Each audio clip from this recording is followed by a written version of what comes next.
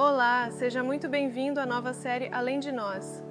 Além de Nós é uma iniciativa feita em parceria entre o Observatório Antiespecista e Semciência.org.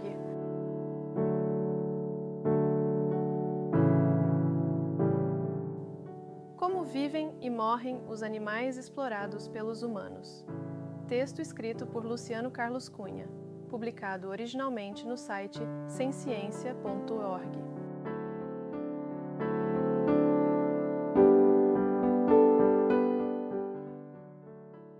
A exploração animal. Os animais não humanos são explorados e mortos pelos humanos todos os dias, para as mais diversas finalidades. São usados como alimento, vestuário, modelo de testes, para entretenimento, lazer e como trabalhadores ou ferramentas. A forma de exploração que mais mata animais é, disparadamente, o seu uso na alimentação. É estimado que pelo menos 2 trilhões de vertebrados sejam mortos globalmente por ano para consumo. Isso já significa que, em média, em um único dia são mortos algo em torno de 5,5 bilhões de animais. Para visualizar o quão grande é esse número, basta lembrarmos que há em torno de 8 bilhões de humanos no mundo. Entretanto, a esmagadora maioria dos animais que os humanos exploram são invertebrados. Se incluirmos os invertebrados na conta, a quantidade total de animais mortos anualmente para consumo sobe para algo entre 9 e 25 trilhões. A situação geral dos animais criados para consumo. A seguir, ilustraremos como exemplo da vida típica dos animais explorados, a situação dos animais criados para consumo. Entretanto, é importante ter em conta que a situação dos animais explorados para outras finalidades é bastante similar. Os animais que são criados para consumo, além de perderem a vida, normalmente padecem de intenso sofrimento, desde o momento do nascimento até o momento em que são mortos. Devido à demanda por produtos de origem animal, as fazendas industriais estão organizadas para criar o maior número possível de animais, no menor espaço e com o menor custo possíveis. A maioria dos animais não tem espaço algum para se mover. Muitos nem conseguem se virar. Vivem em pisos de concreto ou em grades, continuamente sobre os seus excrementos, o que lhes ocasiona várias doenças e ferimentos. A situação das galinhas, frangos e pintinhos. As galinhas poedeiras vivem amontoadas em gaiolas superlotadas, em um espaço do tamanho de uma folha de papel. Permanecem de pé a vida inteira sobre os arames das gaiolas. Em alguns casos, seus pés ficam presos na malha metálica e, quando são retiradas para serem encaminhadas ao matadouro, muitas vezes suas pernas se quebram e uma parte delas é arrancada. Por sua vez, os frangos criados para a produção de carne foram geneticamente selecionados para crescerem muito rapidamente. Suas pernas não suportam seu peso, o que lhes causa lesões e dor.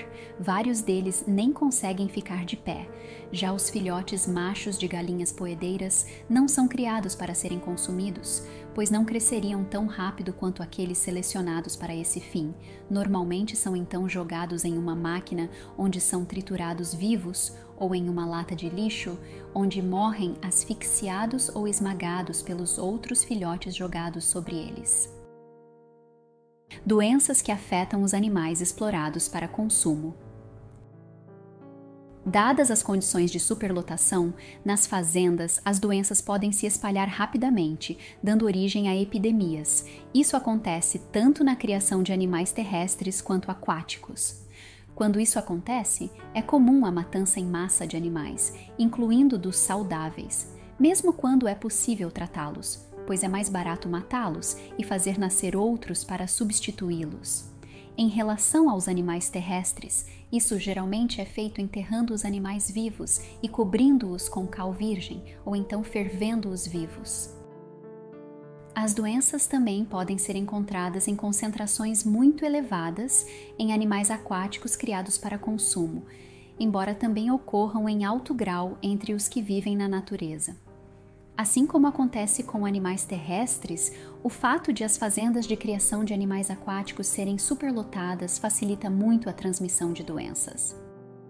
A superlotação, a má qualidade da água e do ambiente e o quão estressados ou fracos os animais estão figuram entre os diversos fatores que prejudicam as condições dos seus sistemas imunológicos, tornando-os mais susceptíveis às doenças.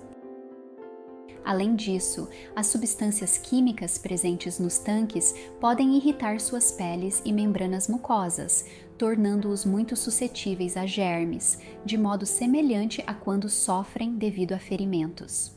Os crustáceos também são afetados massivamente por doenças, causando, dentre outras coisas, cegueira e deformações severas. Algumas delas podem matar populações inteiras em questão de dias. A situação das porcas.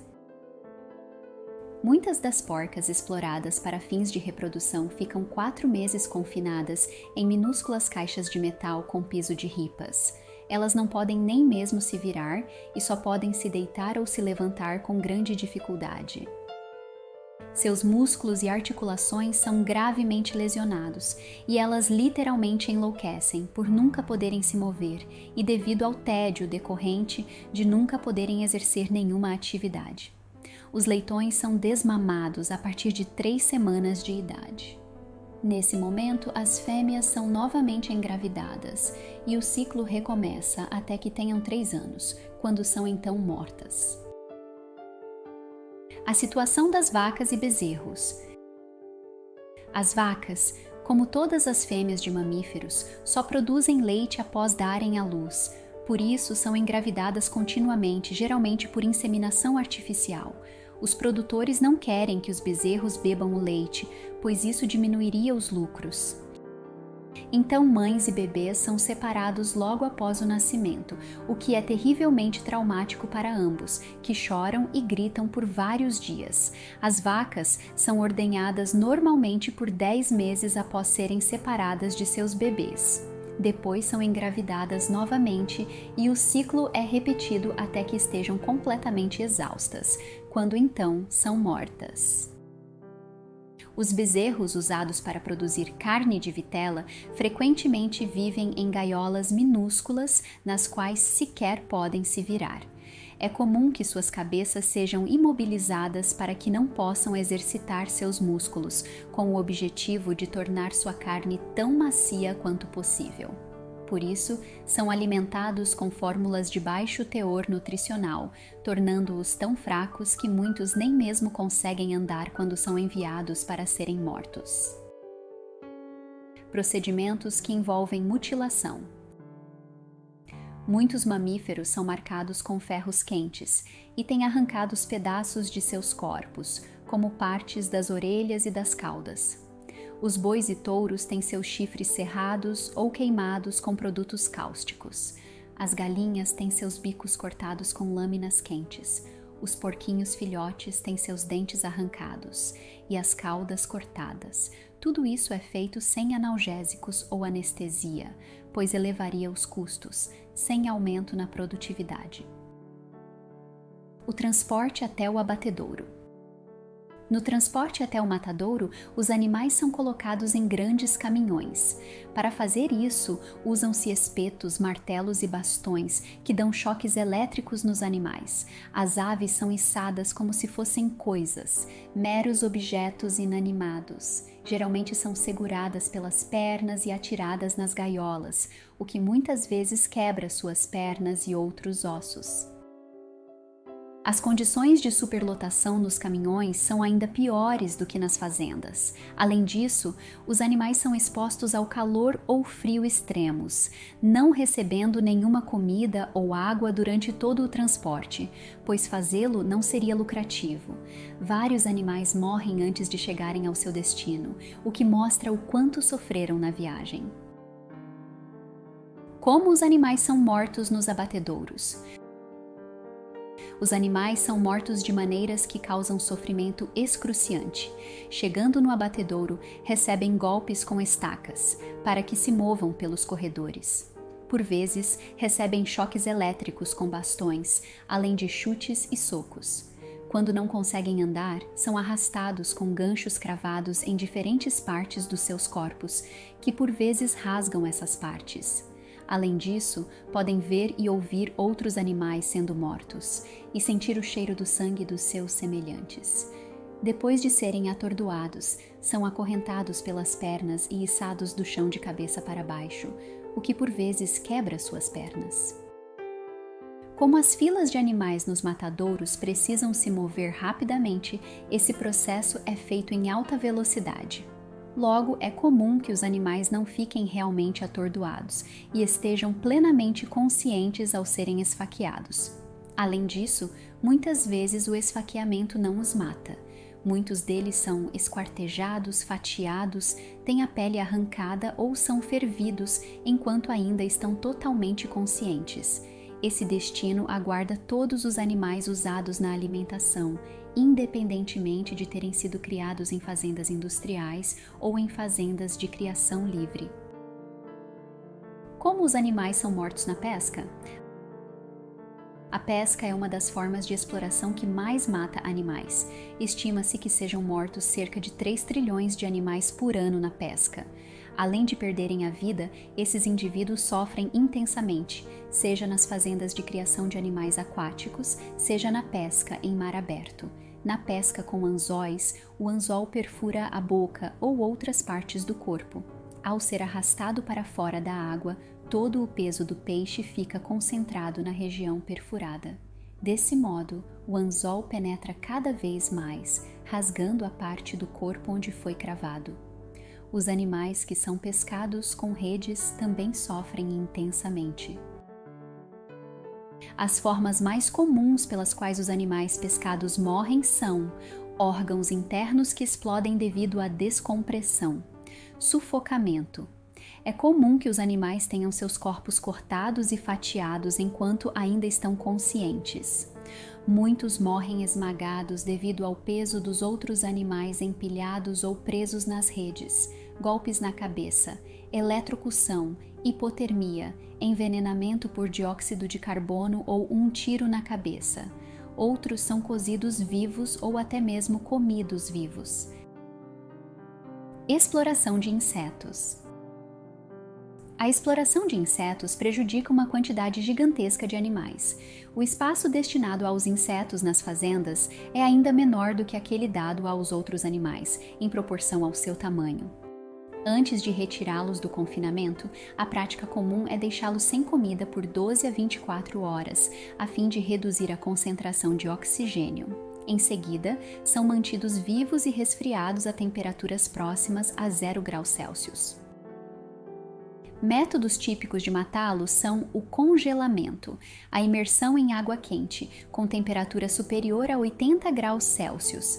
Também é comum matá-los usando micro-ondas. Outra maneira de matar insetos faz uso de fornos de túnel infravermelho. A trituração desses animais, ainda conscientes, é bastante utilizada. Atitudes opostas, dependendo da espécie das vítimas. Todo esse sofrimento e essa imensa quantidade de mortes é causada a uma quantidade gigantesca de animais não humanos todos os dias, sendo considerado algo plenamente aceitável. Na verdade, a maioria das pessoas, mesmo sem refletir, solicita que isso ocorra por meio do seu consumo de produtos de origem animal. Entretanto, se algo similar fosse feito a membros da espécie humana, a vasta maioria das pessoas consideraria tal atitude como injustificável, ou até mesmo como hedionda. Em contrapartida, a atitude de decidir colaborar ou não com a exploração animal é muitas vezes entendida como uma questão de preferência pessoal, do mesmo tipo que a escolha sobre que cor de roupa usar ou sobre que música escutar, ou como algo que apenas quem ama os animais deveria se preocupar e não como uma questão de justiça, algo que seria amplamente reconhecido se as vítimas fossem humanas. É possível justificar esse padrão duplo? Se as pessoas possuem atitudes tão díspares dependendo da espécie a qual pertencem as vítimas, então precisam explicar por que seria correto fazer tal coisa com animais não humanos, ao mesmo tempo que seria errado fazer o mesmo com humanos. Na verdade, muitas pessoas acreditam que isso é tão óbvio que não necessita de explicações. Entretanto, se é assim, então deveria ser bastante fácil justificar essa disparidade. Porém, há uma forte razão para pensarmos que não há como justificá-la, e a razão é a seguinte: aquilo que explica por que é errado fazer isso com humanos implica automaticamente que é errado fazer isso com qualquer outro ser capaz de sofrer e desfrutar. A razão pela qual é injusto fazer a mesma coisa com humanos não é porque os humanos pertencem à mesma espécie que pertencemos, ou porque possuem uma série de capacidades cognitivas complexas, ou uma série de relações entre si. A razão é muito mais simples: sofrer e morrer daquelas maneiras prejudica gravemente as vítimas.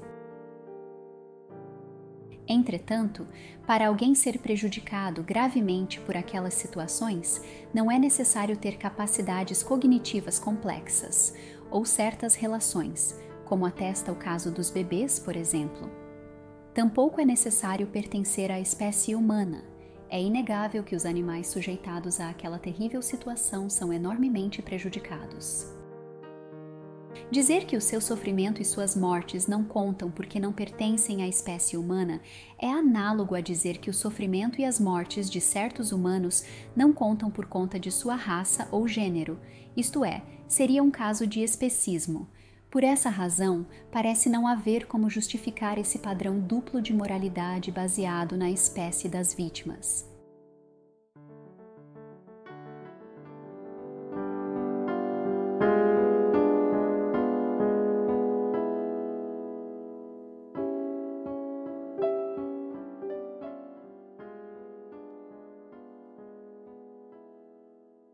Você acabou de ouvir o texto Como vivem e morrem os animais explorados pelos humanos, escrito por Luciano Carlos Cunha. Texto publicado no Observatório Antiespecista em 30 de outubro de 2023.